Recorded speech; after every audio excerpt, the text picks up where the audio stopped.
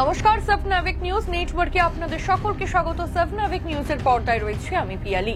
শেষ পর্যন্ত সিবিআই এর অপদার্থতায় আরজিকর কাণ্ডে খুন ও ষড়যন্ত্রের মামলায় নিম্ন আদালত থেকে জামিন পেয়ে গেল আরজিকরের প্রাক্তন প্রিন্সিপাল সন্দীপ ঘোষ ও টালা থানার প্রাক্তন ওসি অভিজিৎ মণ্ডল।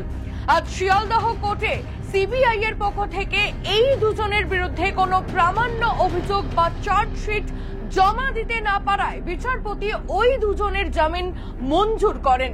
ঘটনায় তীব্র প্রতিক্রিয়া সৃষ্টি হয়েছে সমস্ত মহলে। অভিযোগ উঠছে সিবিআই এর ভূমিকা নিয়েও।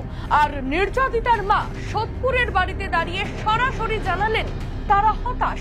কি কারণে সিবিআই এমন আচরণ করলো তা তারা বুঝতে পারছেন না। আমরা খুব হতাশার মধ্যে আছি।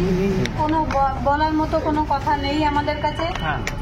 সিবিআই 90 দিনের মধ্যে চার্জশিট দেয়নি, তাই ওদের জামিন হয়ে গেছে।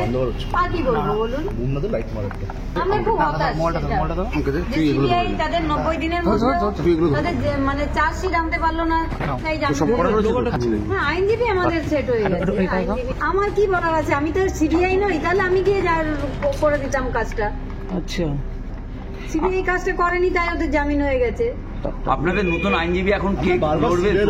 বলতে পারবো না, এখন বলতে পারবো না। এখন খুব হতাশার মধ্যে আছি। এখন আর কিছু বলতে পারবো না। চূড়ান্ত হতাশ, এটা চূড়ান্ত হতাশ।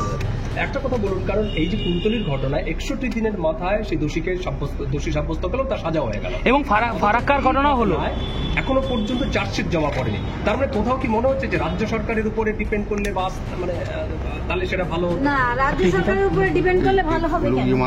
গৌতমী নাথ ও মৃত্তিকা সেনগুপ্ত, সেভনাভিক নিউজ, সোদপুর। সমস্ত খবরের আপডেট পেতে লাইক করে সাবস্ক্রাইব করুন সেভনাভিক নিউজ। সেই সঙ্গে বেল বাটন প্রেস করতে ভুলবেন না। আপনাদের একটা সাবস্ক্রিপশন আমাদের জন্য অত্যন্ত মূল্যবান।